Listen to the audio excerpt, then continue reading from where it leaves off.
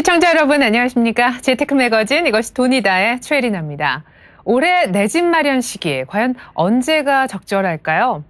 부동산 시장이 너무 침체돼 있어서 과연 언제가 집 사기 적절한 시점인지 고민이 좀 되실 것 같은데요. 시장은 언제 살아날지 알 수 없지만 올 한 해 입주 물량이 어디에 몰리느냐를 잘 보면 의외로 싼 가격에 좋은 집 얻을 수 있다고 합니다. 월별 또 지역별 입주 물량을 통해 내 집 마련의 적절한 시점을 찾아보도록 할게요. 먼저 뉴스 시작합니다.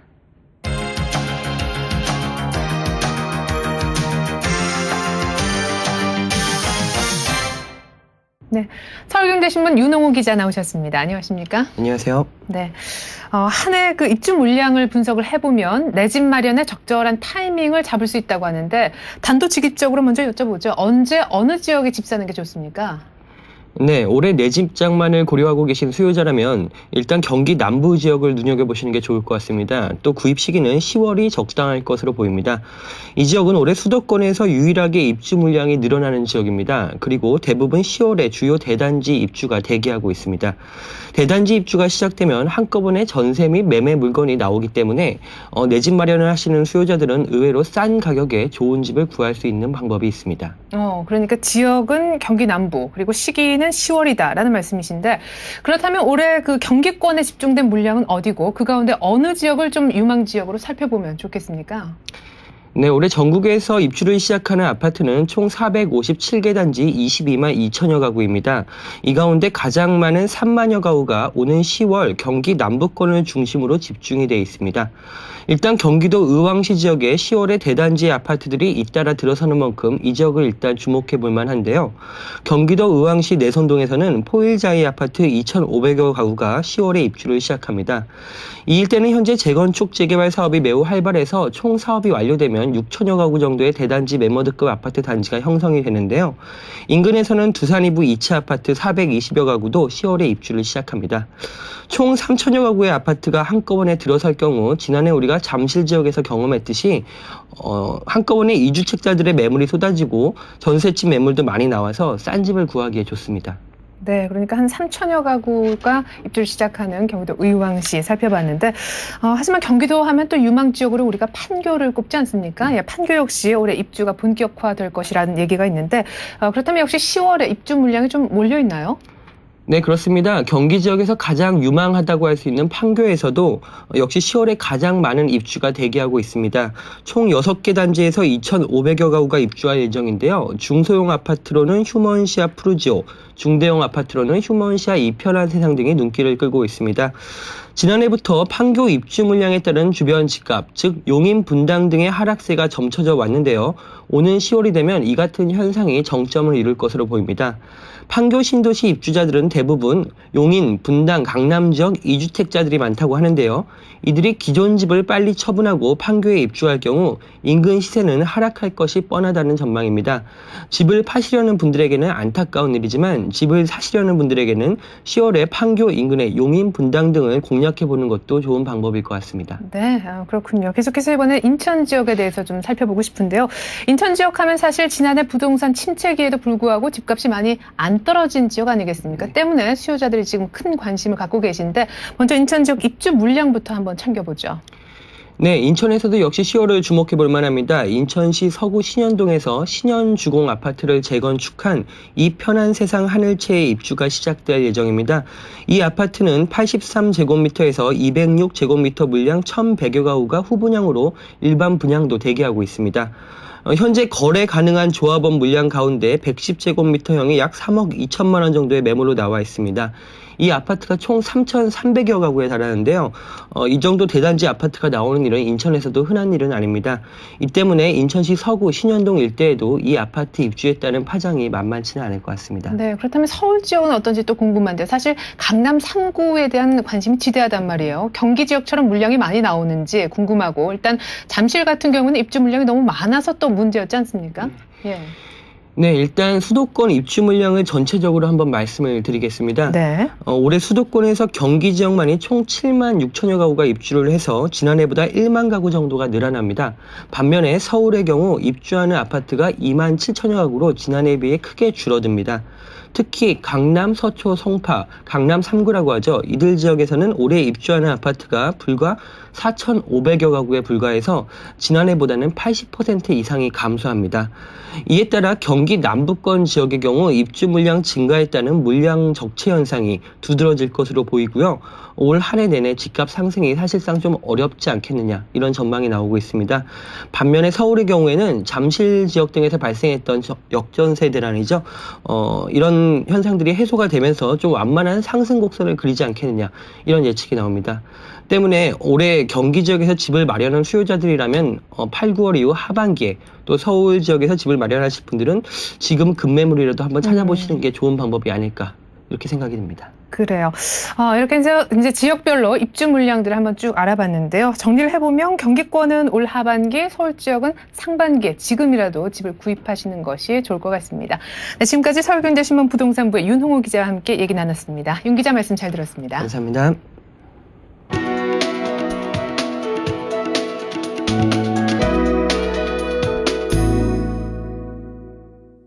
네, 알짜 경매 물건과 경매 꼭 필요한 경매 상식 알아보는 시간이죠. 투자 승부처 현장에 가다. 오늘도 호원대학교 설춘환 교수님 모시고 먼저 새로운 경매 물건부터 살펴보도록 하겠습니다. 교수님 안녕하세요. 네, 안녕하세요. 네, 요즘에 동네를 지나다니다 보니까 이사 차량이 하나둘씩 많이 눈에 띄던데요.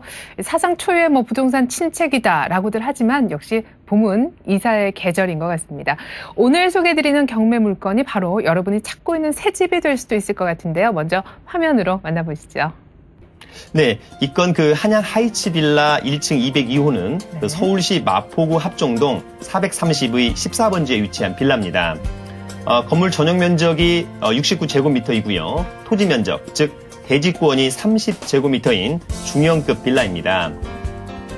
이번 매각기일은 2009년 2월 24일 화요일 오전 10시고요. 최초 감정가 3억 원에서 두 번 유찰되어서 이번 최저 매각 가격은 1억 9,200만 원으로 떨어진 상태입니다. 마포구 합정동의 빌라 건물이네요. 화면으로 보기에는 무척 깨끗하고 좀 튼튼하다 하는 느낌이 드는데 교수님, 많고 많은 빌라 건물 중에서 유독 이 물건 추천하시는 이유가 있다면요? 네, 먼저 지역적인 호재가 상당히 많은 곳이기 때문입니다.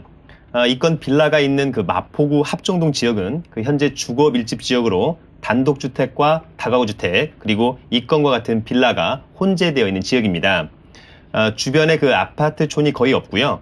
그래서 그동안 계획적인 도시정비 사업 등이 없었던 어떻게 보면 조금은 낙후되었던 지역이라고 할 수 있겠습니다. 하지만 투자자 입장에서는 이러한 지역을 눈여겨봐야 할 것으로 보이는데요. 앞으로의 호재가 이 지역의 미래를 충분히 바꿔놓을 수 있기 때문입니다. 먼저 합정 균형발전 촉진지구로 지정이 되어 있어서 앞으로 상당히 발전이 기대가 되고요. 인근에 당인리 발전소가 이전하면서 그곳에 공원이 들어서게 되는데 바로 이로 인해서 지역의 생활 여건이 상당히 높아질 것으로 전망됩니다. 게다가 합정동은 한강 르네상스 프로젝트로 인한 수혜가 직접적으로 기대되는 지역인데요. 이러한 호재 등으로 인해서 대지 지분 가격이 이미 상당히 올랐고요. 또한 역시 지금 수요 역시 상당히 꾸준하게 증가하고 있는 것으로 보입니다. 네, 그러니까 지금 현재는 조금 낙후된 지역이 맞지만 향후 개발 호재 때문에 가격이 많이 올라갈 것이다. 때문에 추천한다라는 말씀이시군요. 네. 자, 그렇다면 좀 전에 말씀하셨던 당인리 발전소 이전 계획에 대해서 좀 더 자세하게 듣고 싶은 마음이 있는데요. 어느 정도 규모입니까? 네, 일단 작년 10월 당인리 발전소를 이전하는 계획이 확정되었는데요. 네. 마포구청은 당인리 발전소가 옮겨가면 약 24,500여 평의 부지를 홍익대 등 주변 지역과 연계해서 서울의 문화 중심지로 육성할 계획을 세우고 있습니다. 이렇게 되면 현재의 어떤 주거 밀집 지역에 커다란 공원이 하나 생기게 되기 때문에 생활 쾌적성이 무척 높아질 것으로 예상이 됩니다. 또한 당인리 발전소 부지는 한강 르네상스 계획의 일부이기도 한데요. 당인리를 수변 도시로 육성해서 이 지역의 낙후된 생활 환경을 높일 예정입니다. 또한 그 당인리 발전소 그 부지의 개발 계획은 그 한강 르네상스 프로젝트와도 연계되어 있어서 앞으로 이 지역이 그 대표적인 수변 공원으로 변모될 것으로 전망이 됩니다. 네, 그 다세대 단독주택으로 빽빽하게 그렇게 들어차 있던 공간이 이제는 커다란 공원으로 바뀌게 된다고 하니까 주변 생활 여건도 상당히 좋아지겠다는 기대가 되는데요. 그리고 좀 전에 또 다른 개발 호재 하나 더 말씀을 해주셨었죠. 합정동 균형발전 촉진지구. 여기에 대한 설명도 좀 필요할 것 같습니다. 네, 그 현재 그 마포구의 합정동과 서교동 그리고 망원동 일대가 그 합정 균형 발전 촉진 지구로 지정이 됐는데요. 2011년까지 그 도시 기반 시설을 확충하고 또한 그 상암 부도심과 월드컵 경기장 그리고 절두산 성지를 한 줄로 연계 개발할 계획입니다. 합정 균형 발전 촉진 지구가 완성이 되면 그 이 지역의 상업과 업무 기능을 육성해서 마포의 그 중심 복합 도시로 키운다는 보관을 가지고 있는 것 같습니다. 네, 잘 알겠습니다. 그동안 투자 승부처 현장에 가다 쭉 진행하면서 제가 느낀 점이 있다면요. 어떤 지역에 그 개발 계획이 수립될 때는 보니까 어느 정도 도로 사정이 좋은 경우가 많이 있더라고요. 네. 그런 맥락에서 봤을 때 합정동도 교통 사정이 괜찮다는 얘기네요. 네, 그렇습니다. 상당히 우수합니다. 합정동은 그 사실 그 서울 시내 어디에도 뒤지지 않는 그 교통 인프라가 구축된 곳인데도 불구하고 어떻게 보면 상당히 개발이 더디었던 것이 사실인 것 같습니다. 네. 먼저 그 큰 도로를 살펴보면 한강과 그 가까이에 있기 때문에 강변북로와 올림픽도로의 이용이 무척 편리한 편이고요. 그다음에 내부순환도로와 서부간선도로가 가까이 있습니다. 또한 그 양화대교를 건너서 신촌과 광화문까지 일직선으로 이어지는 그 교통대로가 시원스럽게 뚫리고 있어서 버스를 이용하기도 상당히 편리한 곳입니다. 여기에 그 지하철 2호선과 6호선의 환승역인 합정역이 가까이에 있어서 지하철 이용도 상당히 편리한 곳이기도 합니다. 네, 그 합정동에 사신다면은 뭐 자가용 이용하신다든지 혹은 버스, 지하철 모두 다 편리하다 하는 것을 알 수가 있습니다. 자, 그럼 이번엔 계속해서 생활 여건면 한번 체크를 해보고 싶은데 합정 주변에 뭐 홍대, 또 신촌 이래서 학교들이 많이 있죠. 네, 그렇습니다. 일단 그 인근의 그 마포구청과 상암 홈플러스 그리고 농수산물 시장과 현대백화점 그리고 연대 세브란스 병원 등 각종 생활시설이 상당히 풍부한 지역입니다. 교육시설로는 그 성산초등학교를 비롯해서 성산중학교와 경성중고등학교 그리고 연세대와 이화여대 그리고 서강대 홍익대 등의 학교가 있어서 교육 환경이 상당히 우수한 지역이기도 합니다. 또한 그 상암 월드컵 경기장과 하늘공원 그리고 평화의 공원 그리고 퍼블릭 골프장이 근거리에 위치해 있고요. 또한 그 망원 유수지 체육공원과 그 한강 시민공원을 편리하게 사용할 수 있어서 녹지 공간 또한 충분히 확보하고 있다라고 보여집니다. 네, 무엇보다 여기저기 공원이 좀 많은 것 같아서 특별히 주말에 가족 나들이 가기 좋은 환경 조성이 되어 있는 모습입니다. 자, 이렇게 해서 지금까지 합정동이 얼마나 투자 가치가 있는 곳인지 전반적인 상황을 한번 살펴봤는데요. 이제는 본격적으로 오늘의 경매 물건이죠. 한양 하이츠 빌라에 대한 기본 정보 드리겠습니다. 교수님. 네, 이 건 그 한양 하이츠 빌라 1층 202호는 네. 그 서울시 마포구 합정동 430의 14번지에 위치한 빌라입니다.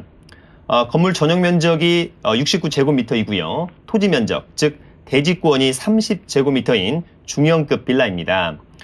건물에는 총 10세대가 살고 있고요. 보통 빌라의 1층 집을 회피하는 경향이 있는데요. 조망권이나 일조권 때문입니다. 하지만 그 이 물건은 2층과 같은 1층이고 그리고 8m의 넓은 도로와 접해 있는 남동향의 건물이기 때문에 일조권이나 조망권이 그다지 나쁜 상태는 아닌 것으로 보입니다.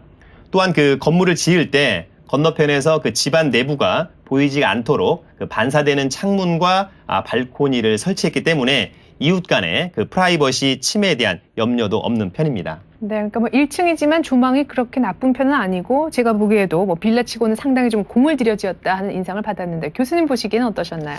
네, 그렇습니다. 일단 이 건 빌라의 그 보존 연도가 1993년도지만 내외관이 모두 양호한 편입니다. 실내는 방 3개에 거실 및 그 주방으로 구성되어 있어서 실내 구조도 상당히 잘 빠진 편입니다. MC께서 말씀하신 것처럼 전반적으로 튼튼하게 잘 지어진 빌라인 것으로 보이고요. 또한 그 대지 지분도 그 30제곱미터로 적당하고 전용 면적이 꽤 넓은 69제곱미터라서 지금 당장 들어와서 거주하기에도 불편함이 없는 그런 빌라로 보입니다. 네, 잘 알겠습니다. 자, 그렇다면 이제부터는 본격적인 권리 분석 한번 들어가 봐야 될 텐데요. 교수님 부탁드릴게요. 네, 이 사건의 말소 기준 권리는 2007년 11월 7일 하나은행의 근저당권입니다. 따라서 이후에 설정된 나머지 근저당권들과 소유권 이전 청구권 가등기는 낙찰 후에 모두 말소가 될 것으로 보입니다. 현재 소유자가 집을 점유하고 있기 때문에 특별히 임차인 문제는 발생하지 않을 것으로 보이고요. 현재 이 물건에는 소유권 이전 청구권 가등기가 되어 있어서 부담을 느끼시는 시청자 여러분들이 계실 텐데요. 하지만 말소 기준 권리, 하나은행의 근저당권 이후에 설정되었기 때문에 낙찰자에게는 아무런 부담이 되지 않는 가등기라고 하는 점 알아두시고요. 다만 이러한 소유권 이전 청구권 가등기가 말소 기준 권리보다 앞서서 설정된 선순위 가등기라고 한다면 말소되지 않고 낙찰자한테 인수되기 때문에 이러한 선순위 가등기만 입찰할 때 상당히 조심을 하시면 될 것으로 보입니다. 네, 다행히도 소유권 이전 청구 가등기가요, 말소 기준 권리 이후에 설정된 후순위 가등기라고 하니까요, 낙찰 받으실 때 법적으로 아무런 문제가 없는 깨끗한 물건임을 확인할 수가 있었습니다. 자, 그렇다면 계속해서 예상 배당 내역 한번 살펴보도록 할게요. 네, 이 건 빌라가 이번 최저 매각 가격인 1억 9천만 원대에서 낙찰이 되었을 경우에 먼저 영순위로 경매 예납금 250만 원 정도가 먼저 배당을 받을 것으로 보이고요. 이후에 1순위로 하나은행의 근저당권 5,700만 원, 그리고 2순위 역시 하나은행의 근저당권 6,500만 원이 배당이 될 것으로 보입니다. 또한 3순위로 경매 신청 채권자인 지모 씨의 근저당권 채권 중 일부인 6,700만 원이 배당이 되면 나머지 채권자들은 배당을 단 한 푼도 못 받고 말소가 될 것으로 보입니다. 네, 이렇게 해서 권리 분석과 예상 배당 내역까지 한번 살펴봤는데요. 자, 이제는 손해 없는 입찰가 산정을 위해서 주변 시세 한번 살펴보도록 할게요. 주변 시세 어느 정도 선에서 형성이 되어 있나요? 네, 현재 합정동 지역의 빌라와 다세대 주택의 시세는 대지 지분으로 평당 약 3천만 원에서 3,300만 원 정도로 형성되어 있는 것 같습니다. 이는 다른 지역의 시세와 비교해 볼 때 조금은 높은 가격인데요. 당인리 발전소 이전 및 한강 르네상스 프로젝트의 수혜가 직접적으로 반영된 가격인 것으로 보입니다. 네, 다른 지역에 비해서 시세가 다소 높다라는 점, 그리고 빌라의 경우에는요, 건물 면적이 아니라 대지 지분을 기준으로 해서 집값이 산정된다는 점, 이 점 잘 알아두실 필요 있을 것 같습니다. 자, 그렇다면 유사 낙찰 사례 마저 한번 살펴볼까요? 네, 먼저 작년 10월 23일 합정동 459의 1번지의 토지 6평, 그리고 건물 13평짜리 빌라가 감정가 2억 1천만 원에 낙찰가 1억 6,857만 원에 낙찰이 되어서 80.27%의 낙찰률을 기록한 바가 있고요. 또한 올해 1월 22일에는 토지 16평 그리고 건물 23평짜리 물건이 감정가 3억 3천만 원에 낙찰가 2억 7,289만 원에 낙찰되어서 82.69%의 낙찰률을 보였다라고 하는 점도 꼭 참조를 하시기 바라겠습니다. 네, 보니까 80%를 조금 웃도는 수준에서 낙찰률이 기록이 되는 모습인데요. 이 지역은 특별히 여러 가지 개발 호재가 많아서 부동산 폭락의 영향을 좀 덜 받았다는 점도 알아두시면 좋겠습니다. 자, 마지막으로 입찰 생각하시는 분들을 위해서 경매 일정 알려드릴게요. 교수님. 네, 이 건 서울 마포구 합정동 430의 14번지 한양 하이츠 빌라 1층 202호에 대한 경매 사건 번호는 서울 서부지방법원 2008타경 13,353번으로 현재 경매 3개에서 진행 중에 있습니다. 이번 매각기일은 2009년 2월 24일 화요일 오전 10시고요. 최초 감정가 3억 원에서 2번 유찰되어서 이번 최저 매각 가격은 1억 9,200만 원으로 떨어진 상태입니다. 네, 이렇게 해서 경매 일정까지 확인해 봤는데요. 지역 호재로 인해 투자 가치도 높고 또 바로 이사해 살기에도 별 문제가 없는 잘 지어진 빌라인 것 같습니다. 관심 있는 분들은 입찰 일정 기억해 두셔야겠네요. 자, 그럼 계속해서 경매 궁금증 Q&A 형식을 통해 알아보면서 경매 상식 넓혀보는 시간 갖도록 할 텐데요. 경매 이것이 궁금하다, 첫 번째 궁금증 확인할게요. 네, 먼저 이 질문 좀 자세히 보면요. 아파트 방 한 칸짜리를 월세 없이 보증금 500만 원에 살고 있는 임차인인데요. 보증금이 워낙 소액이라 전입신고도 하지 않고 살고 있다가 주인한테 집이 경매로 넘어갔다는 얘기를 듣고 전입신고를 했어요.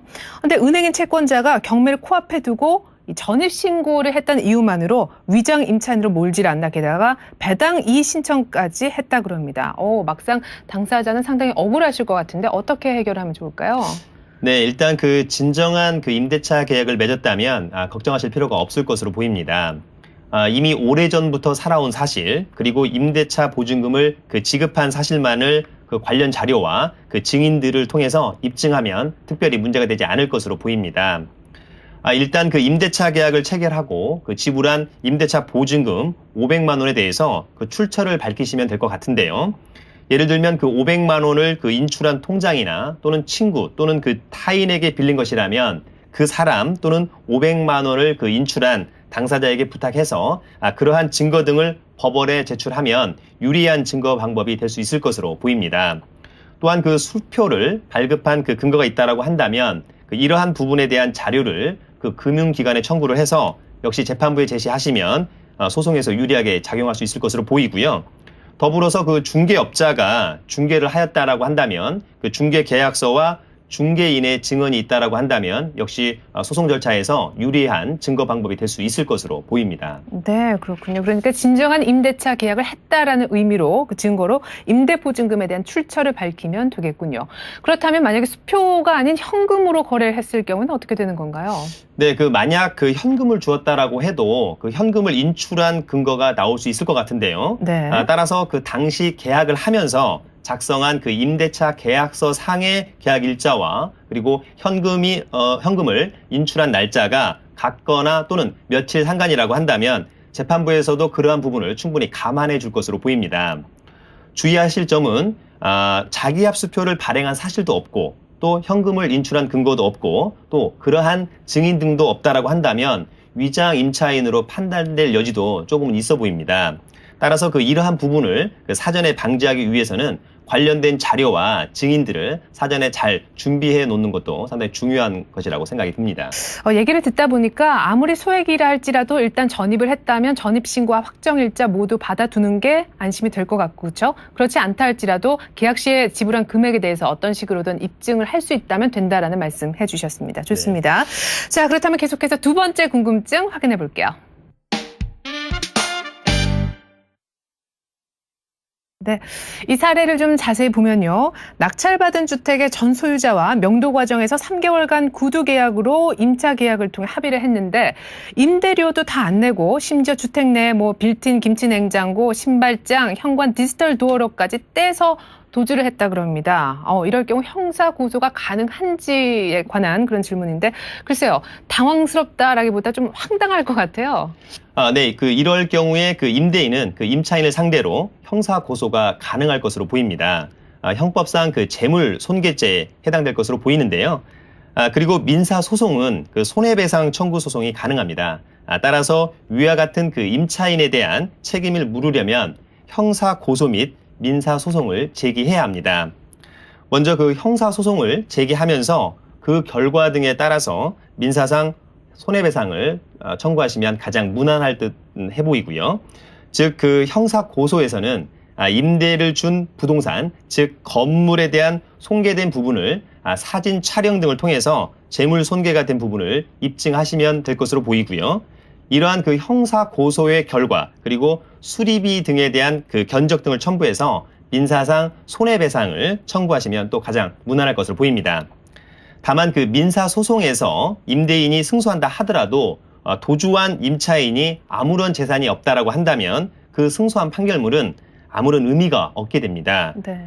실무에서 그 일반인들이 가장 많이 하는 오해가 바로 소송만 이기면 마치 피고에 대한 청구 금액을 다 변제받을 것으로 착각을 하시는데요.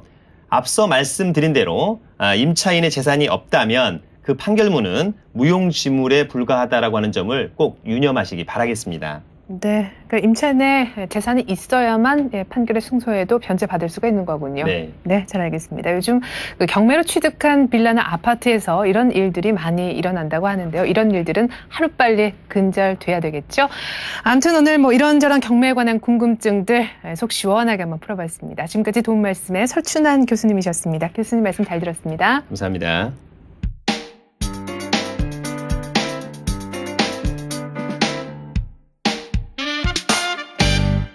네, 2009년 부동산 시장 알짜 투자처를 찾아보는 부동산 Q&A 시간입니다.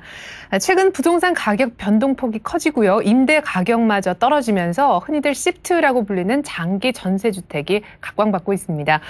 부동산 시장은 침체도 있지만 나홀로 인기를 누리고 있는 장기 전세주택, 그 인기 비결은 뭐고 재테크 수단으로서 어떤 매력이 있는 건지 총 2회에 걸쳐 살펴보도록 할 텐데요. 도움 말씀 주시기 위해 전 명지대학교 부동산대학원의 박준호 교수님 나와 계십니다. 교수님 안녕하세요. 네, 안녕하십니까. 네, 2006년에 처음 도입이 됐어요. 흔히들 네. 시프트라고 불리는 장기 전세주택. 근데 네. 최근에 서울시가 시프트에 관련한 새로운 기준과 공급안까지 내놔서 눈길을 끌고 있는데요. 먼저 이 시프트 제도가 탄생하게 된 배경은 뭔지 또 개선하는 핵심은 뭔지 설명 부탁드리겠습니다. 2006년도 서울시에서는 서민과 중산층을 위해서 새로운 주택 정책 방향을 내놨는데 우선 제일 먼저 이렇게 보시면 되십니다. 서울시에서의 심볼이다라고 그러면 과거에는 도시 재생 사업이라고 하는 뉴타운이었는데 최근에는 서울시의 그 주택 정책의 심볼이 바로 이 시프트 제도입니다. 근데 이 시프트 제도를 좀 이해하시기 위해서는 여러분들이 그 우리나라의 그 통계청에서 나온 계수를 한번 분석해 볼 필요가 있는데 우리나라 인구는 2018년 4,934만 명을 정점으로 해서 인구가 하락될 거로 보고 있습니다. 근데 이제 특이한 제도는 1950년대와 60년대, 70년대 중반까지 태어난 보통 우리가 얘기하는 베이비 세대라고 우리는 이 세대들이 향후 5년에서 10년 이내에는 이미 바로 뭐냐면 60대에 이제 접어들기 때문에 바로 그동안에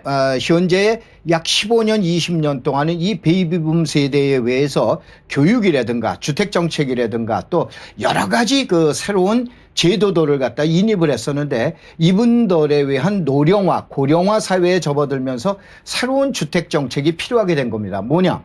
가장 중요한 것은 고도 산업사회에 진보되게 되면 우리가 사회학에서는 세 개 계층을 봅니다. 소득이 낮아 있는 저소득 계층. 그 다음에 보통 이제 서민층이라고 얘기하죠. 그 다음에 그 위에 있는 것이 중산층. 그 다음에 그 위에 있는 것이 보통 얘기하는 고소득자라고 우리는 이런 계층을 보는데 이 주택 정책에서는 소득 대비한 주택을 갖다 공급했을 때 4개 계층으로 보통 그 전문가들이 그 중심으로 연구하고 있습니다. 제일 먼저 완전 저소득 계층이 하나 있고 그 다음에 보통 우리가 얘기하는 차상위 계층이라고 우리는 서민층이 하나 있고 세 번째에는 보통 우리가 얘기하는 중산층이 있습니다. 그 다음에 네 번째에는 또 누가 있게 되냐라고 그러면은 고소득지가 있는데 이거에 의해서 보편적으로 우리나라에서는 주택정책을 수립하고 있는데 어떻게 되냐. 문제는 고도 산업사회에 가게 되면은 양극화라고 아마 여러분 들어보셨을 거예요. 소득이 아주 높은 사람과 그 다음에 다수의 또 소득이 낮은 계층으로 구분이 되면서 그 다음에 보편적으로 나홀로 세대라고 그러죠. 이 나홀로 세대가 과거에는 20대나 30대의 나홀로 세대가 나오는데 고령사회에 접어들면서 바로 70대, 80대의 나홀로 세대가 나타납니다. 무슨 얘기냐? 2018년도 정점을 해서 인구가 줄어드는 것만은 사실인데 나홀로 세대수라고 우리는 세대는 늘어납니다. 이 이제 CG에서 봐보면은 2008년도에 봐보면은 4,800만에서 4,900만원 늘어나면서 1,667만 호의 세대수가 총 가구수가 필요한데 이때는 1,800가구로 오히려 늘어나게 됩니다. 이렇게 되면서 과거의 우리나라 주택정책이라는 것은 여러분 많이 들어보셨을 거예요. 매년 50만 호를 공급한다라고 그러는데 이젠 새로운 계층의 또 새로운 패러다임의 주택정책이 이제 필요하게 된 거죠. 그런데 그동안에 이제 주택정책이라는 건 아까 얘기한 대로 저소득 계층과 공급 위주로 나가다 보니까는 그 다음에 소득이 있는 분으로 계산을 하다 보니까 저소득 계층 그러면은 보통 임대 아파트, 임대주택법에 의한 임대 아파트를 갖다 기준으로 해서 여러분들이 보셨는데 서울시 자체라고 그러는 건 우리나라 인구의 수도권의 2분의 1이 몰려있는 이러한 데에서도 또 가뜩이나 1,100만 원이라는 이 인구가 몰려있는 서울시에서는 서울시 나름대로의 새로운 주택정책이 필요하게 된 겁니다. 우선 제일 먼저 가장 중요한 것은 그동안의 임대 아파트라는 건 소득이 낮은 계층으로 해서 면적이 적은 면적으로 해서 위치가 열악했다 이런 얘기예요. 그 다음에 주변 환경이 안 좋았다 이런 얘기예요.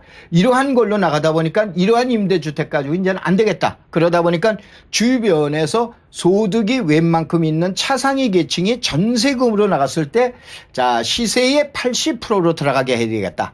그 다음에 만약에 문제가 생겼을 때는 어떻게 되느냐. 전세금이 20% 이하로 요즘 역전세난이라고 그러는데 이거에서 떨어졌을 경우에는 전세금의 10%를 갖다 조정을 해주겠다. 그 대신 이때는 2년 단위 계약이 아니고 1년 단위로 변하게 됩니다. 그 다음에 세 번째는 입주 후 연간 임대료를 5% 이내에서 조정을 하겠다. 이러한 골자로 해서 현재의 그 서울시의 주택 시프트 정책을 개념적으로 보셔야 될 것 같습니다. 네, 그러니까 인구는 감소하지만 세대수는 증가하는 추세이기 그렇죠. 때문에 예. 그 주택 정책의 공공성이 부각되는데 이 타이밍에 서울시가 정부하고는 별도로 이제 그렇죠. 내놓은 것이 장기 전세주택 예. 시프트고 또 이렇게 개선안까지 나온 상태다라고 설명해 주셨습니다.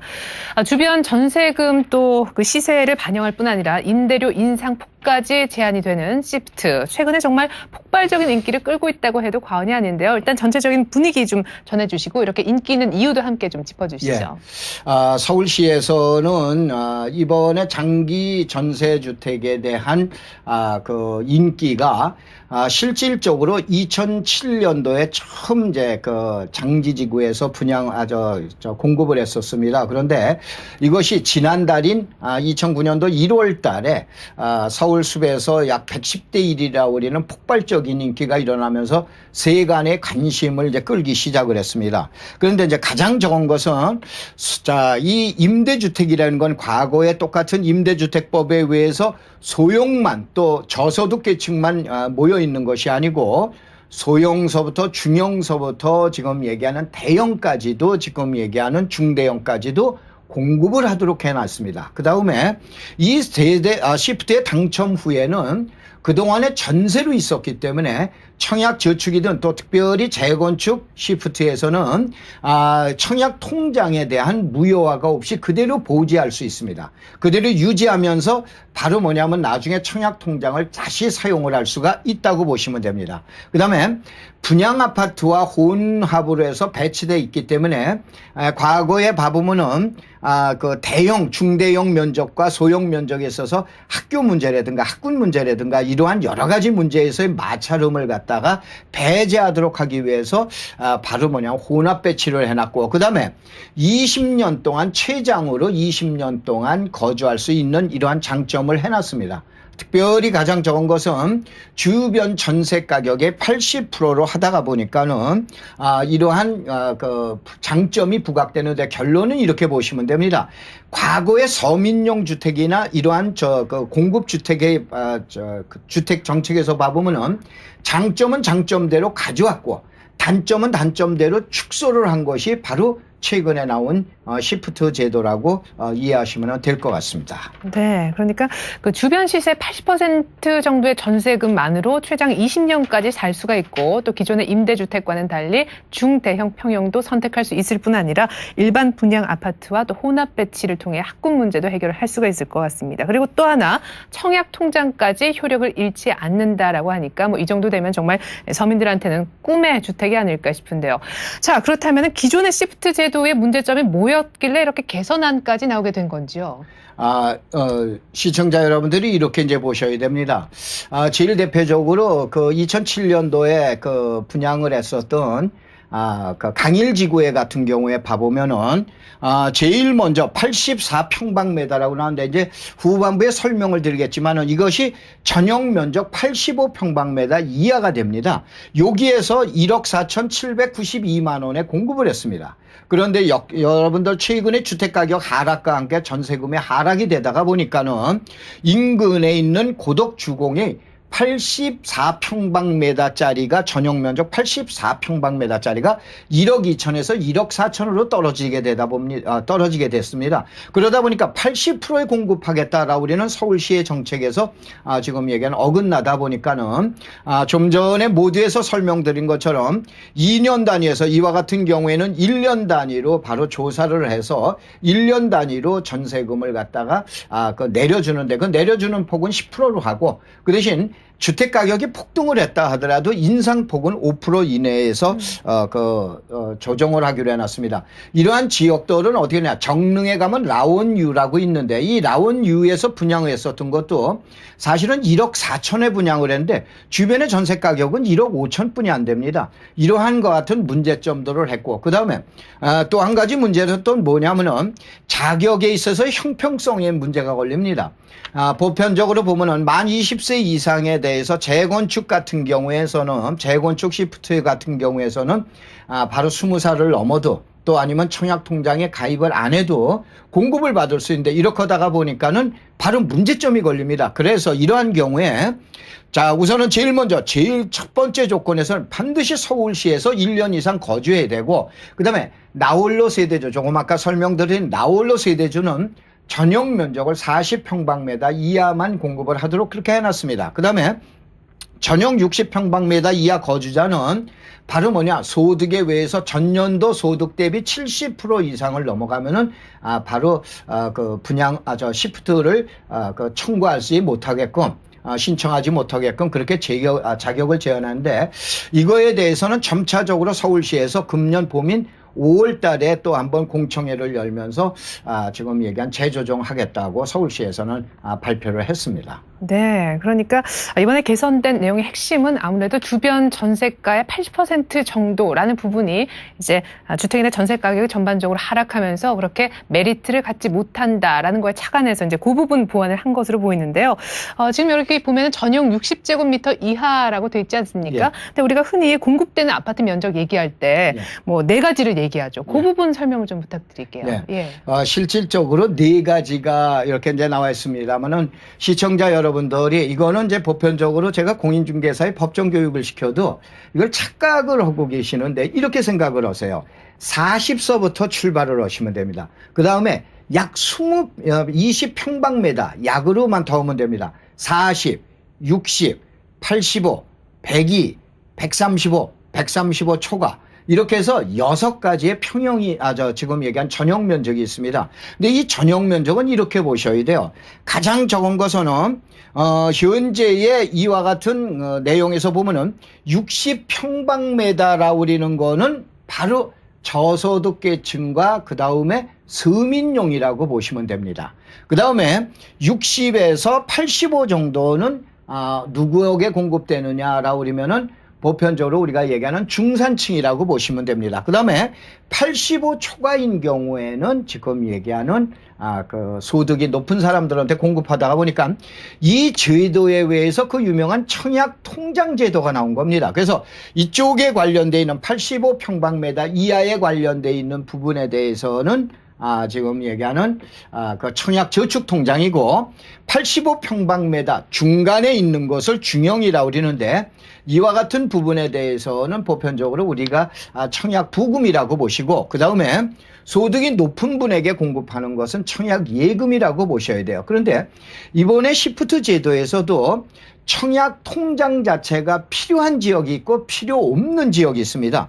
이것을 여러분들이 잘 알으셔야 되는데 여기에서 시청자 여러분들이 혼용을 하시기 때문에 오늘 제가 아주 쉬운 내용으로 설명을 드릴게요. 바로 뭐냐면 우리는 보편적으로 면적에서는 전용 면적이 있고 공유 면적이 있고 서비스 면적이 있고 분양 면적에서 면적이 4가지가 있습니다. 근데 이렇게 보셔야 돼요. 내가 대문을 열고 집문을 열고 들어가서 집안에 들어가면 보편적으로 웃옷을 벗죠. 그래서 이제 속옷차림으로 다닌다고 하는데 이걸 안목치수라고 합니다. 내 눈에 보이는 우리 집 안에 있는 면적, 요게 전용 면적이라고 그러는 겁니다. 그런데 예를 들어서 뭐 빨래를 뭐 세탁기를 가지러 간다, 세탁을 하러 간다라고 그러면 베란다로 가지 않습니까? 이런 때는 바로 추리닝 차림으로 가기 때문에 이 추리닝 차림의 면적인 이것은 서비스 면적이 되는 겁니다. 그런데 이제 밖으로 엘리베이터에 나갔을 때는 어떻게 되냐? 속옷으로 나갈 수도 없고 추리닝으로 나갈 수도 없고 옷을 제대로 입고 나가야 되죠. 이것을 보통 제가 우스갯소리로 정장 면적이라고 합니다. 예. 요 면적을 합쳐서 제가 옷을 입을 때는 속옷에다가 겉옷을 입죠. 바로 전용 면적에다가 공유 면적을 더하는데 이것이 공급 면적이다라고 우리는 바로 분양 면적이 됩니다. 그런데 왜 이와 같은 복잡한 내용이 나오게 됐냐라고 그러면은 건설회사에서는 분양을 할 때 봐보면은 예를 들어서 복도 면적이 넓은 면적도 있고 좁은 면적도 있고 주차장 면적이 넓은 데도 있고 적은 면적도 있다가 보니까는 바로 이 공유 면적 부분에 문제가 생깁니다. 그러다 보니까 주택 공급에 관한 옛날에 그 규정에 의해서 전용 면적으로만 따지게끔 되어 있습니다. 아주 쉽게 다시 한번 설명을 드리면 왜 그러냐. 여러분들이 이 시프트나 아니면은 나중에 주택을 청약하기 위해서는 이 내용을 명확하게 아셔야 되는데 시청자 여러분들이 이렇게 생각을 하시면 됩니다. 보편적으로 과거의 면적으로 보면 85평방미터가 전용 면적 25.7평입니다. 네. 그런데 이거에서에다가 복도 면적이나 지하 주차장 면적을 보통 20에서 25평방미터를 더하기 때문에 보통 전화로 우리가 문의할 때 보는 114가 있죠. 114, 114평방미터가 이게 바로 공급 면적이 되는 겁니다. 그런데 이것이 과거에 얘기했던 32평형이에요. 그러면 31평형도 있고 32평형도 있고 33평형도 있다가 보니까 문제가 되다 보니까 정부에서는 바로 전용 면적 기준으로 하는 겁니다. 그래서 전용 면적 기준으로 하기 때문에 시청자 여러분들이 만약에 시프트에서도 아까 얘기한 대로 내가 소득이 낮다. 그러면은 지금 얘기하는 전용 면적이 40평방미터 이하라든가 60평방미터 이하짜리를 또 85평방미터 이하짜리를 하고 소득이 높다라고 그린다면은 지금 85평방미터 초과인 임대주택 이게 이제 보통 재건축 시프트가 되는데 이 지역에 들어가게 됩니다. 다시 한번 정리를 해드리면은 여러분들이 시청자 여러분들이 2월달 이번 달서부터 굉장히 인기를 끌게 될 텐데 여러분들이 쉽게 이렇게 이해를 하세요. 내가 무주택자이면서 만약에 나의 소득에 맞는 부분들이 어느 시프트에다가 한번 내가 신청을 해볼까라고 했을 때는 나의 조건에 맞는 전용 면적으로 여러분이 따져주시면 될 것 같습니다. 네, 전용 면적에 따라서 적용되는 소득 제한 수준과 또 청약 조건이 다르다는 걸 알 수가 있었는데요.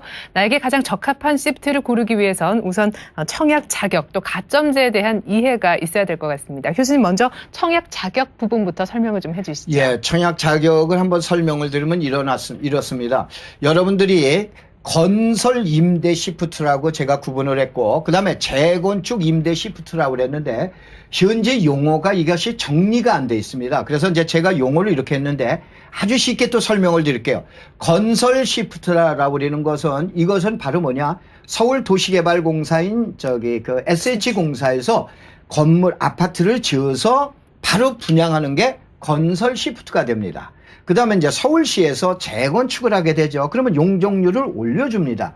여기에서 나와 있는 용적률 올라간 부분의 일부를 바로 매입해서 바로 공급하는 임대주택. 이걸 재건축 임대 시프트라고 그럽니다. 이 두 가지 내용에 의해서 내용이 달라집니다. 우선 가장 간단한 건 재건축 임대 시프트에 대해서는 청약 통장이 전혀 필요가 없습니다. 아까 얘기한 대로 면적이 적든 크든 관계없이 여기 면적에 대해서는 청약 통장이 필요 없는 대신에 SH공사에서 아파트를 건축해서 임대를 주는 조건인 건설형 시프트에 대해서는 반드시 청약 통장이 필요합니다. 아까 좀 전에 말씀드린 것처럼 무주택자가 85평방미터 이하의 지금 얘기하는 가입한 통장을 청약 저축 통장이라고 그러고 그 다음에 부금 통장이고 예금 통장이 있습니다. 그래서 여기에서는 봐보시면은 60평방미터 전용 면적 60평방미터 이하 85 이하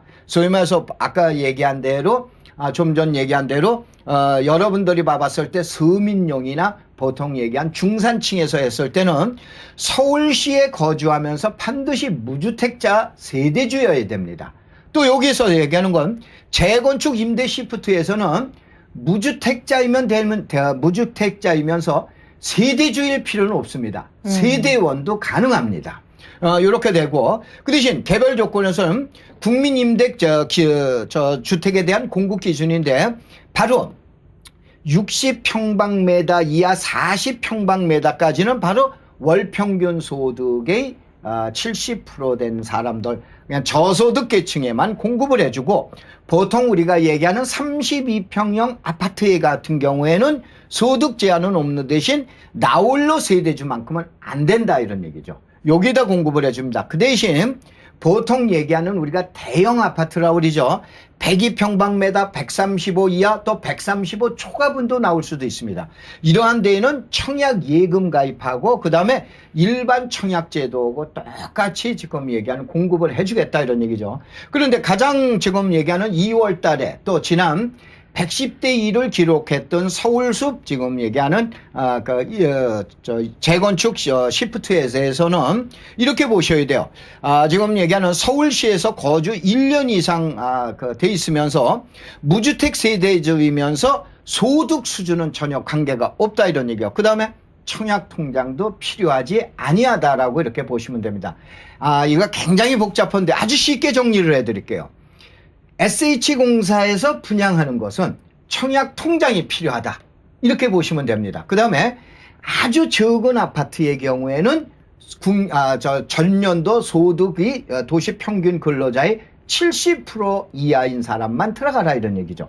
그 다음에 재건축의 용적률을 확대해 주면서 지금 얘기하는 그 공급되는 재건축 시프트에 대해서는 서울시에 거주하면서 청약 통장은 관계없지만은 지금 얘기하는 그 무주택자인 자에게 공급을 해라. 이때는 청약 통장이 필요 없게 된다. 이렇게 이제 여러분들이 보시면 되십니다. 그 대신 이때 이제 서울시에서는 이번 2월서부터 그동안에 8차까지 분양을 했습니다. 8차까지 분양을 했는데 장기 전세계 주택에 대한 시프트에 대한 가점제를 갖다가 한번 산정 기준을 한번 설명을 드리면은 5가지 항목이 있습니다. 제일 첫 번째는 서울시에서 몇 년 동안 거주했냐? 5년 단위로 나갑니다. 그 다음에 무주택 세대주 기간이 얼마냐? 이것도 5년 단위로 나갑니다. 그 다음에 세대주의 나이가 얼마나 됐냐? 이것도 5살 차이로 해서 점수를 매깁니다. 그 다음에 부양가족이 몇 명이냐? 이거에 따라서 지금 얘기하는 그 한 명씩 해가지고 계산을 하면서 최고 만점인 5점을 줍니다. 그 대신 미성년자에 대한 자녀 수가 몇 명이냐? 3명까지 하면서 그 다음에 3명을 넘어가면 똑같이 지금 얘기한 3점만 주게 됩니다. 3점만 주게 됩니다. 그래서 여러분들이 이렇게 이해를 하시면 되십니다. 여기서 또 한 가지 마지막으로 한번 설명을 드리면은 이렇게 보시면 됩니다. 일반 청약 통장 가지고 공급을 했을 때는 일반 공급분이 있고 그 다음에 먼저 공급을 하는 우선 공급분이 있고 그 다음에 특별한 사람한테 공급하는 특별 공급분이 있습니다. 근데 여기에서도 일반 공급과 그 다음에 우선 공급이라는 2가지를 나눠주는데 예를 들어서 신혼주택에 대해서는 신혼부부 주택에 대해서는 85평방미터 이하에 공급되는 아파트 중에서 30%를 지금 얘기하는 그 신혼부부 주택에 공급하게 되는데 이것이 특별 분양이 됩니다. 그러니까 이런 분들이 매입을 하지 아니하고 임대로 들어가는 경우에도 지금 얘기하는 특별 공급에 해당되고 그 다음에 자녀를 3명을 데리고 있다든가 또 아니면 부양가족을 데리고 있다든가 이러한 경우에는 이것은 바로 우선 공급 대상이 됩니다. 이렇게 해서 여러분들이 이해를 해주시면 될 것 같습니다. 자, 이렇게 해서 지금까지 2월부터 바뀌는 시프트 제도와 관련 공급 물량까지 살펴드렸습니다. 부동산 경기가 이렇게 침체돼 있는데도 불구하고 왜 이렇게 시프트가 인기가 있지라고 궁금하셨던 분들 이제는 좀 이해가 되시나요? 글쎄요, 한 20년 정도는 전세로 살면서 알뜰하게 돈을 모아서 향후에 내 집을 마련해보는 것도 지혜 중에 지혜인 것 같습니다. 예고해 드렸듯이요, 다음 주에도 계속되는데요. 다음 주 이 시간에는 2009년에 분양하는 장기 단기 전세주택 물량과 입지까지 살펴드리도록 하겠습니다. 지금까지 도움 말씀에 박준호 교수님이셨습니다. 교수님 말씀 고맙습니다. 네, 감사합니다. 최근 한 건설사에서 아파트의 야간 조명 밝기를 기존의 절반 수준으로 낮출 예정이라고 합니다. 도심 속에서 하늘의 별을 되찾아보자라는 캠페인의 일환이라고 하는데요. 현란한 아파트 야간 조명에 각종 공해까지 더해져 그동안 반짝이는 별 하나 찾기 참 힘드셨죠? 앞으로는 힘들 때마다 밤하늘에 빛나는 별을 보면서 여유와 희망 가질 수 있을 것 같습니다. 재테크 매거진 이것이 돈이다. 오늘은 여기서 인사드리겠습니다. 함께해 주신 여러분 고맙습니다.